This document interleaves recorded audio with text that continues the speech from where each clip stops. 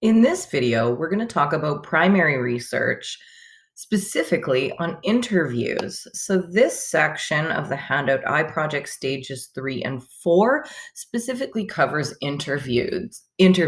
So no, going into an interview, you're usually interviewing either someone with direct experience or maybe an expert on a certain topic, but you need to have questions that are pre-made. You need to be prepared for this.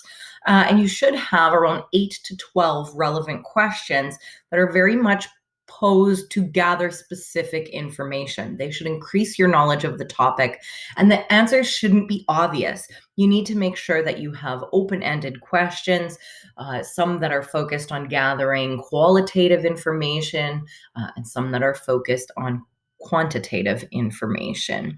So that's extremely important, and preferably you do want to do this with someone who you don't know. So I'm going to show you a site that is really handy for getting information on interviews, because although you need 8 to 12 questions gathering quantitative and qualitative information, there's some things that you want to be careful of. So the OWL Purdue website is fantastic. They have lots of really great resources. So this section right here is specifically about creating good interview and survey questions. So questions you want to avoid, biased questions. So when you're leading them a certain direction, right? So it sounds like you're trying to get them to agree with you, or your opinion on a topic is very clear by the way that the question is posed. So they use here the example, don't you agree that campus parking is a problem?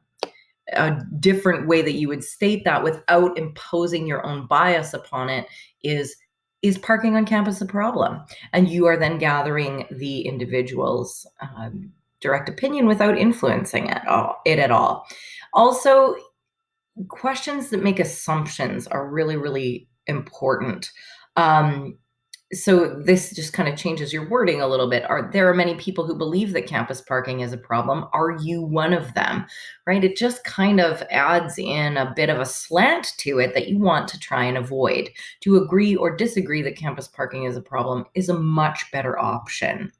Double-barreled questions are something that I have seen in the past. You want to make sure that you are asking one question at a time. There's not sort of two directions that it's going. So do you agree that campus parking is a problem and that the administration should be working diligently on a solution?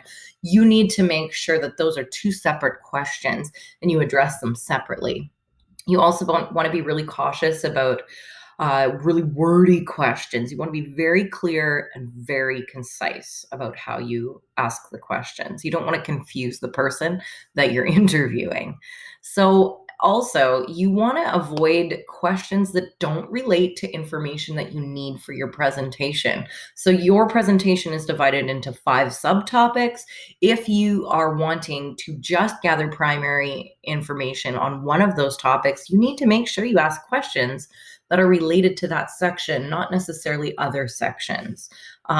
If you do want to gather information on several sections from an interview or a survey, then you are able to offer questions from different that would elicit different information based on those subtopics.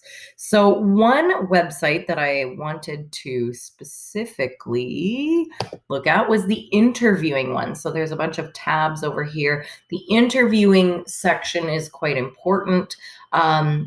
It talks about types of interviews. So some people will do this face-to-face. Right now, a lot of people are doing email, phone interviews, Zoom interviews, FaceTime interviews. These are all different options for you. Email interviews can be a little bit more challenging because it means that if your expert or your interviewee is going to give you detailed answers, they have to type them out. So that can be fine, but sometimes it can limit the information that they'll give you if they're short on time. It's easier for them to just talk and you record the answers. So that's something to consider when you're setting this up. Also, you need to make sure that you ask whether they are willing to be interviewed about this, and you need to make sure that you are courteous and professional about it, right? You need to explain to them why you are asking for this interview, what the purpose of it is, what you would be doing with that information. And not everyone is going to be willing to be interviewed. And that's okay. It means you just kind of need to backtrack a little bit and figure out some other options. This section on interview do's and don'ts is absolutely fantastic.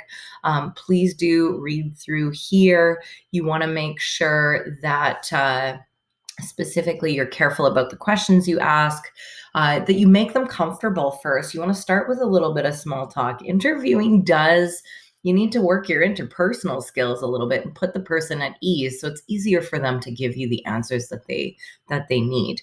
If you're recording this because it's face to face, I don't think I've ever had any students actually do that, but you are welcome to. But you can't just say it's going to be a face-to-face interview and not warn them or ask them if it is okay if you record them. If you're going to record anyone, you need to get their permission first, even if it's just a voice recording.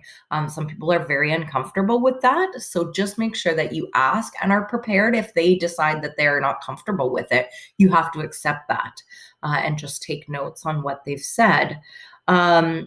The other thing is, you don't have to stick to your questions rigidly. You do need to pay attention to what is said during the interview, because there might be some follow-up questions that aren't written down, but you may need to ask those follow-up questions because there could be really good information underneath that.